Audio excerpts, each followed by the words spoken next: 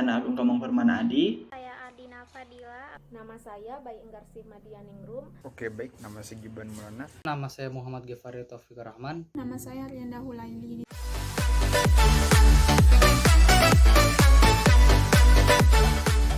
Bahan ini biasanya digunakan untuk memaksimalkan hasil pada makanan. Bahan tersebut adalah bahan tambahan pada makanan. Bahan tambahan pada makanan adalah bahan yang sengaja dimasukkan ke dalam makanan guna memperbaiki cita rasa, tampilan, bahkan juga menambah nilai gizi pada makanan tersebut. Yang kedua, ada bahan pewarna pada makanan. Jika kita melihat makanan kita warnanya kurang maksimal atau pucat, kita dapat menambahkan bahan ini guna memperbaiki warna pada makanan tersebut. Oke, yang ketiga ada bahan pengawet pada makanan. Bahan ini bertujuan untuk menghambat mikroorganisme pada makanan, sehingga pada makanan tersebut tidak akan terjadi pembusukan. Selanjutnya fungsi bahan tambahan pada makanan yaitu mengawetkan pangan, membentuk pangan, memberikan warna, meningkatkan kualitas, menghemat biaya, memperbaiki tekstur, meningkatkan cita rasa, dan meningkatkan stabilitas. Setelah itu fungsi bahan pewarna yaitu untuk memberikan kesan menarik pada konsumen, menyeragamkan warna, untuk memberi variasi warna, untuk menutupi perubahan warna, untuk menjaga rasa dan vitamin makanan. Setelah itu fungsi bahan pengawet, yaitu untuk mencegah atau memperlama proses makanan menjadi busuk. Selanjutnya kandungan gizi. Kandungan gizi pada bahan tambahan makanan, yaitu untuk meningkatkan gizi seperti protein, mineral, dan vitamin. Setelah itu kandungan gizi pada bahan pewarna, yaitu pada bahan pewarna alami seperti kunyit itu mengandung antiinflamasi, pada bahan pewarna sintetis tidak memiliki gizi bahkan berbahaya bagi tubuh. Setelah itu kandungan gizi pada bahan pengawet, yaitu bahan pengawet tidak memiliki gizi, hanya ditambahkan dengan sengaja agar makanan bertahan lama. Selanjutnya jenis-jenis bahan tambahan pada makanan, yaitu BTM yang diizinkan seperti pemanis buatan, pengawet, antioksida, dan anti kempal. BTM yang tidak diizinkan seperti boraks, dietil pirokarbonat, dulcin, dan formalin. Saya akan membahas beberapa jenis-jenis bahan pewarna dan bahan pengawet pada makanan. Ada dua jenis bahan pewarna, yaitu bahan pewarna alami dan bahan pewarna buatan atau sintesis. Bahan pewarna alami adalah bahan pewarna yang diperoleh dari tumbuh-tumbuhan yang berupa pigmen. Selanjutnya bahan pewarna buatan atau sintesis adalah pewarna yang diperoleh melalui sintesis kimia buatan yang mengandalkan bahan-bahan kimia atau dari bahan alami melalui ekstraksi secara kimiawi. Jenis-jenis bahan pengawet alami. Pertama, putih. Bawang putih ini memiliki sifat antibakteri dan mengandung antioksidan sehingga sangat bagus untuk menjaga kualitas makanan. Kayu manis ini bersifat bakterial yang mampu menghambat tumbuhnya kapang atau hamir. Hamir ini sejenis jamur yang terdapat pada makanan. Gula ini bersifat higroskopis atau menyerap air sehingga sel-sel bakteri akan mati. Bahan pengawet keempat yaitu garam. Garam ini memiliki kandungan klorida sehingga dapat membunuh tumbuhnya mikroorganisme. Bahan pengawet kimia yaitu asam benzoat. Asam benzoat adalah jenis bahan pengawet yang sering digunakan pada buah-buahan atau makanan yang sudah dikemas. Kedua, asam nitrat. Asam nitrat ini adalah jenis pengawet makanan yang cukup aman untuk dikonsumsi. Jenis pengawet makanan ini biasanya digunakan untuk menambah rasa asam pada makanan.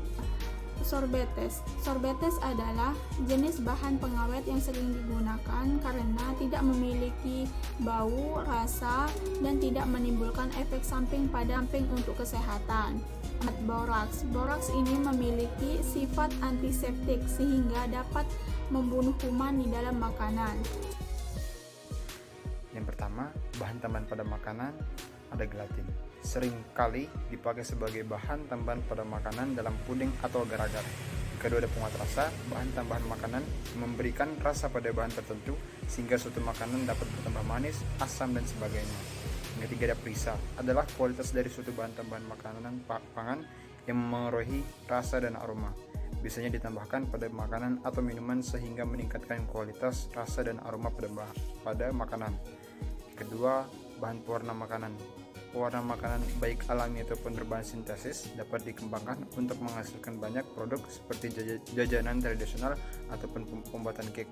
Yang pertama ada selai kacang. Sealami apapun selai kacang, bahan makanan tersebut memerlukan bahan pengawet alami seperti gula atau garam agar tetap segar dan dapat dikonsumsi dalam waktu yang cukup lama. Yang kedua ada acar. Acar memerlukan bahan pengawet agar bisa dikonsumsi. Yang ketiga ada buah potong. Potongan buah ini juga diberi tambahan asam ascorbat atau vitamin C untuk mencegah warnanya tak berubah menjadi coklat. Dan ketiga untuk teknik pemilihannya, bahan tambahan pada makanan. Yang pertama ada membaca label pada kemasan serta memeriksakan jenis produk tersebut pada website resmi BPOM.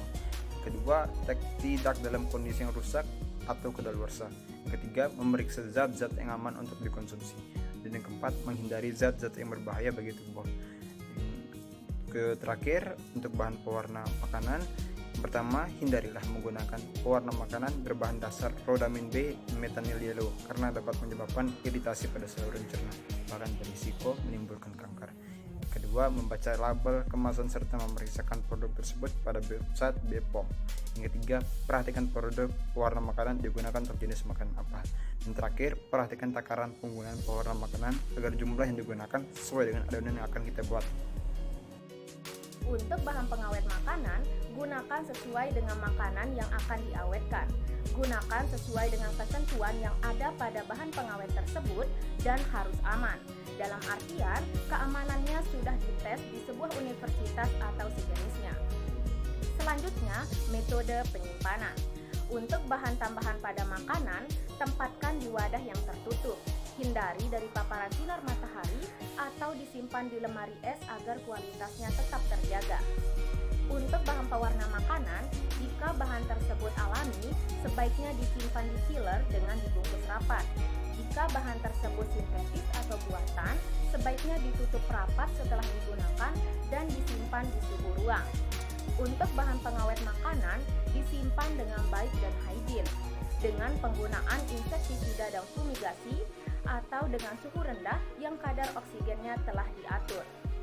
Selanjutnya, lama waktu penyimpanan. Untuk bahan tambahan pada makanan, jika bahan tersebut mentah, disimpan tidak lebih dari 2-3 hari waktu simpan. Jika bahan tersebut kering, sebaiknya disimpan sesuai dengan tanggal yang telah ditentukan. Untuk bahan pewarna makanan, jika bahan tersebut alami, simpan sesuai dengan tingkat kesegarannya. Jika telah berubah warna atau tekstur, sebaiknya tidak digunakan. Untuk bahan pewarna sintetis, disimpan sebelum batas kadaluarsa yang tertera.